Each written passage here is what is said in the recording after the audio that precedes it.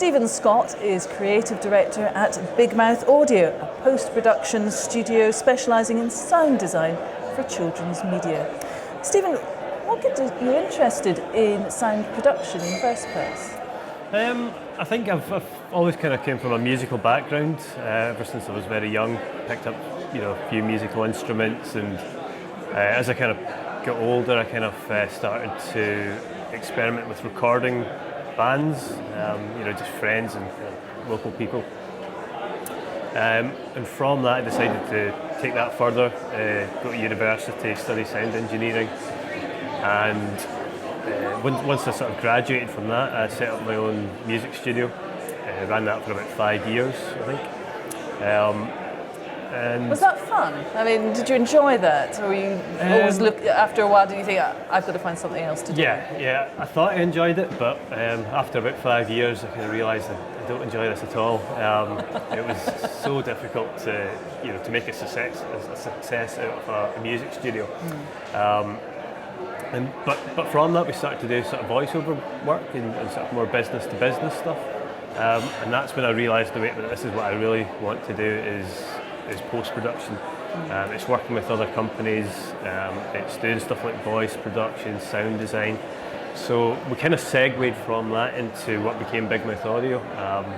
And at that time just decided to sort of specialise in sound design, particularly for animation.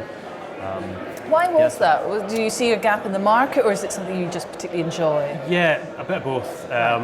So I'm really passionate about storytelling and particularly what you can do visually, but I've got no skills in visuals, and my skill set was always in sound. So in terms of actually doing sound for animation, I always find that's the most rewarding, the most creative, type of sound design. But we also kind of noticed, from speaking to some daytime TV producers, that they kind of felt like maybe some of their daytime stuff, i.e. maybe children's animation, didn't quite get the attention maybe it deserved from some of the sound studios that we're working with.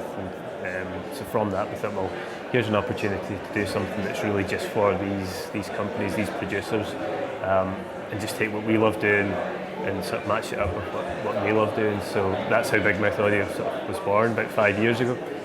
I've been dying to ask you this. What's the oddest sound that you've been asked to produce? The oddest sound that we've been asked to produce?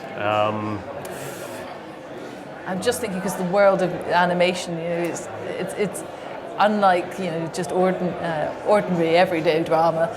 You can come up with all sorts of creative ideas. Yeah, well, we recently worked on a project that one of the characters was just I don't know how you describe him. He was just made from slime or goo or something like that. So that was quite a fun one to come up with. So I think we ended up using chopped turkey and some paint and mixing that about.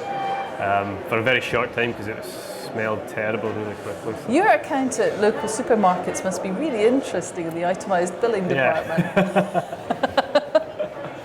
So if somebody wants to get into this now, somebody wants to get into sound production, what advice would you give? I mean, you clearly came to it via circuitous routes, so you've and found your way. But do you think somebody needs to be sort of laser-like focused now, or do you think people can still try out and find what suits them? I think it helps to be focused on a particular niche. I always believe that you can't cater to everyone.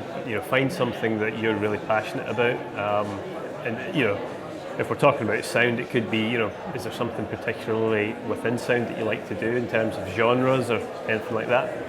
So I would find what really excites you, and other than that, it really is a case of just working as many projects as you can. You might not get paid for a good while, but just get that experience, get the portfolio, because that's really what's important is to be able to present it. These are the projects. This is what I can do. So, yeah. Well, we'll be listening out for your next work. Thanks very much indeed for joining us. Thanks for having me.